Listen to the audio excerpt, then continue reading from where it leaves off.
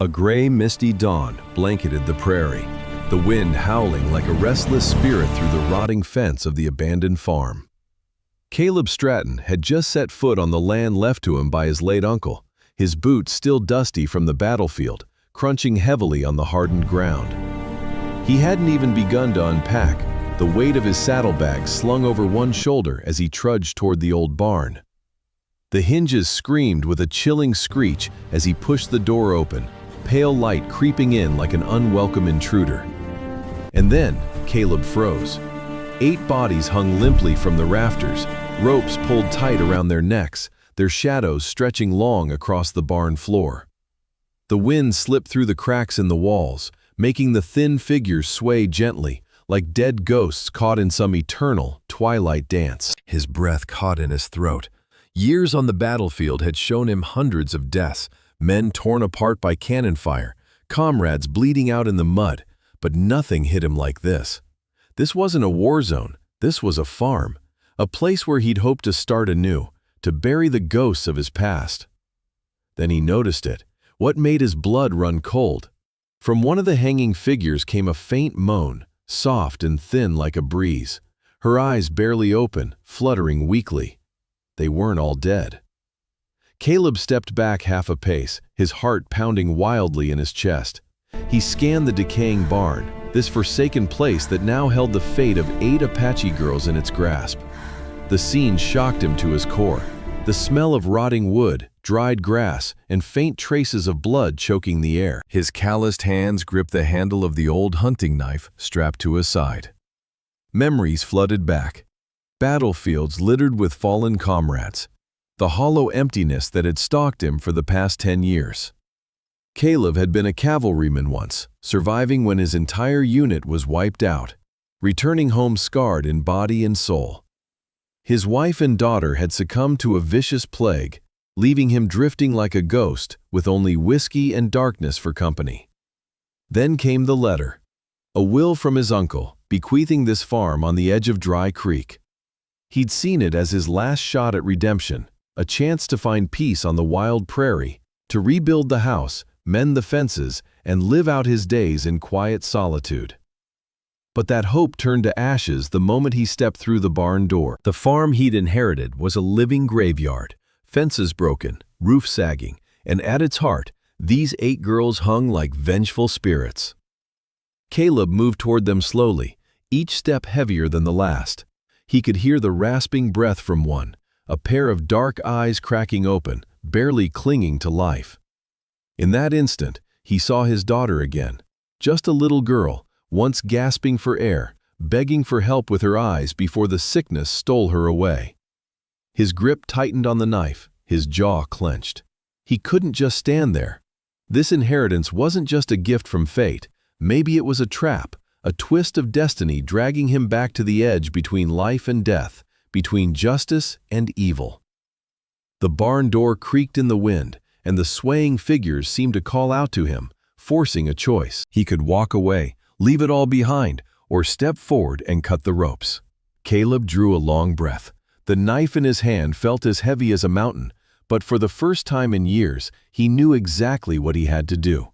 The knife trembled slightly as he looked up at the rafters. 8 bodies, bare feet turning a ghastly shade of purple, ropes digging into skin, leaving streaks of dried blood. One pair of eyes flickered open, blinking rapidly, a faint glimmer of a plea shining through. "Oh Lord," Caleb whispered, then rushed forward. He wrapped his arms around the first girl and slashed the rope clean through. She collapsed, heavy and ice-cold, into his hold. Dropping to his knees, he lowered her onto the straw-covered floor. Her breath was faint, but there. He struck her back hard, and a rough, rattling groan escaped her lips. Without hesitation, he moved on, the knife slicing through rope after rope, each figure dropping heavily into his calloused arms. Sweat poured down his forehead and spine, even in the morning chill. With every cut, his heart lurched, terrified he might be too late. When the last girl hit the ground, Caleb was gasping for breath. He dragged each one out of the barn's moldy shadows and into the dry earth bathed in early sunlight. Faint warmth began to return to their pale cheeks. One opened her eyes, cracked lips quivering, and in a mixture of broken Apache and scattered English, she whispered, "Please, do not leave. Stay, just for tonight." Caleb knelt beside her, his pale gray eyes locking onto hers. In that moment, he saw his daughter again, those same pleading, fragile eyes just before they faded. It felt like something reached inside and squeezed his heart. He quickly pulled each frail body into the cabin. The small room reeked of mold, but it was the only shelter with a roof.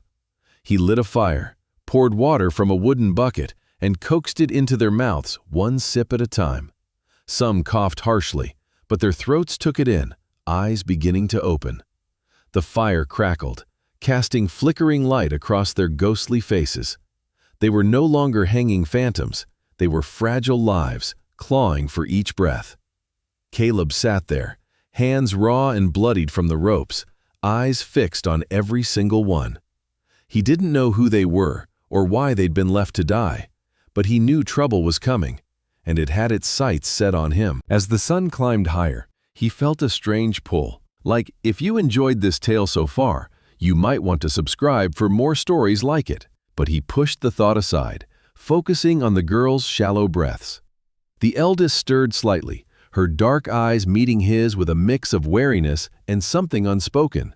He nodded gently, whispering, "Rest now, you're safe here."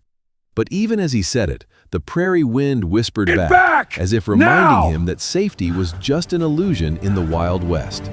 Night fell quickly over the prairie, the cabin's fire flickering like a faint heartbeat against the encroaching darkness.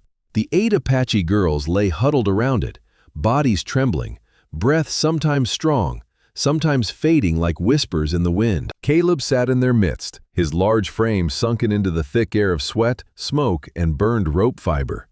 He took out his knife again, cutting strips from an old shirt to wrap around their necks, the red marks still deep, some bleeding slightly. Each touch made them flinch, eyes flickering open in panic, as if the noose lingered. Caleb whispered softly, his voice rough but calm, "It's all right, no more ropes here." They couldn't fully understand, but his tone softened their gazes. He offered the last of the water, letting it touch cracked lips. One drank greedily, coughing but holding the bowl tight, her eyes shining with gratitude. Another turned away, tears sliding silently down her face. Caleb didn't press, he placed the bowl by her side. In the firelight, he studied them, 8 faces, each unique but etched with youth marked by pain. Some held fire in their eyes, others trembled like children, a few sat still as statues. His thoughts drifted to his little girl, burning with fever, her tiny hand clutching his shirt, eyes begging for protection. That memory layered over the scene, tightening his chest like a vice. The eldest girl, perhaps in her late teens, pushed herself up slowly, her deep-set eyes locked onto Caleb's, wary and watchful. Her voice managed a few broken words in English. "You.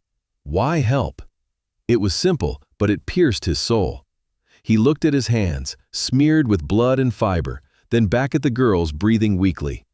"Because I can't bear to see those pleading eyes and do nothing," he replied, the words dropping into the quiet, where only the fire crackled. She watched him a long moment, then nodded slowly, a small gesture, like a thread stitching distant worlds.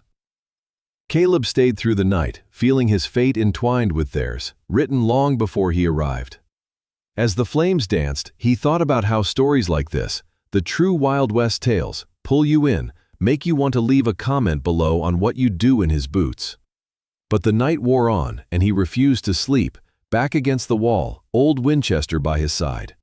The girl's breath steadied, the cabin a fragile sanctuary. He thought tonight might be quiet, but the prairie never lets anyone rest easy. The sound of hooves shattered the silence, steady, heavy like war drums. Caleb snapped upright, clutching the rifle. Through a crack in the door, he saw fire spark on the horizon, a single flicker growing into a blazing line, like a serpent of flame crawling toward them. The eldest girl bolted up, eyes flaring. She whispered urgently in Apache, rousing the others. Though exhausted, they sat up, fear rising with every breath. Caleb couldn't grasp all the words, but he knew. They recognized who was coming. The hoofbeats grew louder, ground trembling, Torches erupted around the farm's edge, more than 60 Apache riders in the firelight, circling the cabin. Steam blew from horses' nostrils, feathers quivering in the wind.